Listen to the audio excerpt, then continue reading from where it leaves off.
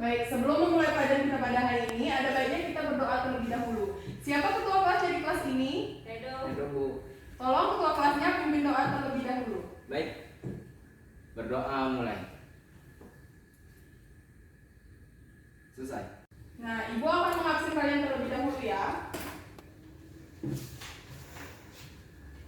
Ana? Hadir, Bu. Ya, baik, hadir. Redo? Hadir, Bu. Hadir semua ya. Iya, Bu. Bagus. Nah, anak-anak, pada hari ini kita akan membahas tentang texture pen. Ibu yakin di kelas ini sudah tidak asing lagi kan dengan texture pen? Ya, Bu. Bahkan di kelas ini mungkin Ibu rasa sudah ada yang sering membaca atau menulis texture pen. Ya, Bu. Nah, Ibu ingin bertanya, siapa di sini yang masih ingat apa itu texture pen? Saya, Bu. Cerpen adalah cerita pendek yang karangannya berkisar kata 5.000 kata. Baik, Ibu akan memperjelas lagi jawaban Redo tadi. Nah, texture pen ini adalah sebuah karya sastra atau sebuah prosa yang bersifat fiktif yang panjang katanya hanya berkisar 500 sampai 10.000 kata. Sudah jelas anak-anak? Sudah, Bu. Nah, selanjutnya kita akan belajar tentang ciri-ciri texture pen. Yang pertama, ciri-cirinya adalah panjang katanya atau panjang halamannya maksimal 10 halaman. Nah, yang kedua, texture pen ini habis dibaca sekali duduk. Nah, mengapa habis dibaca sekali duduk? Karena ketika kita membaca texture pen ini, kita tidak butuh waktu yang lama atau kita tidak butuh waktu berhari-hari untuk menyelesaikan kita membacanya.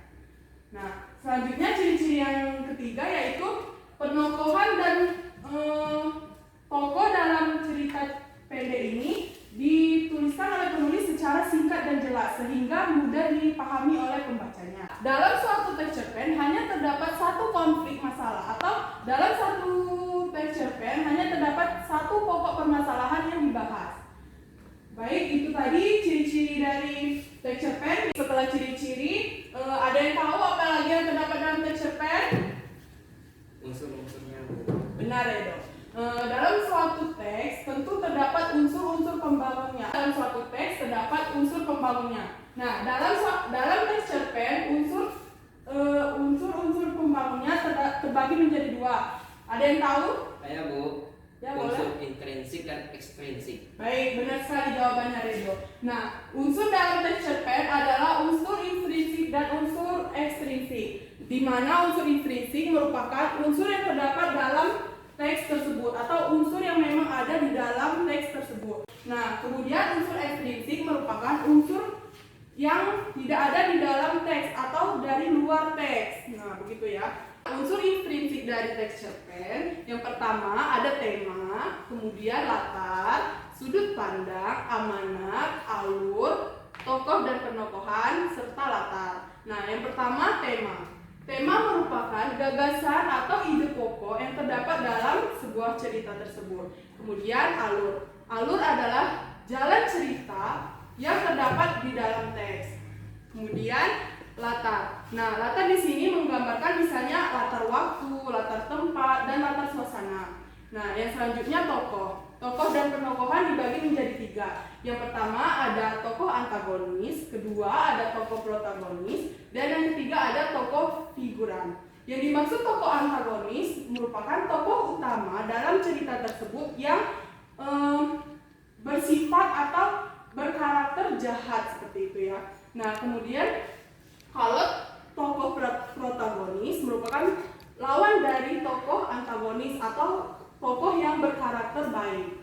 Nah, kalau tokoh figuran merupakan tokoh tambahan yang sengaja dimasukkan di dalam teks, dalam sebuah cerita. Gitu.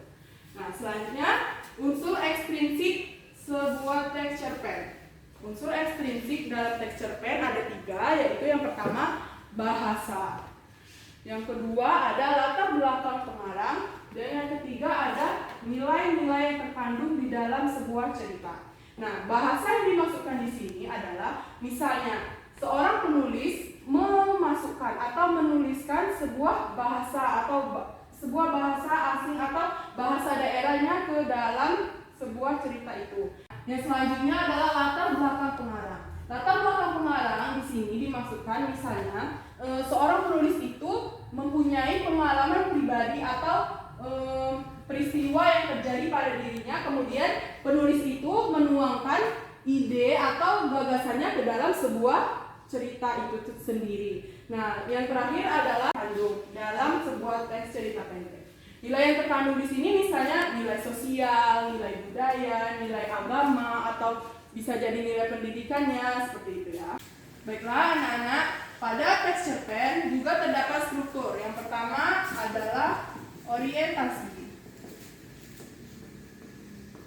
Yang kedua ada komplikasi.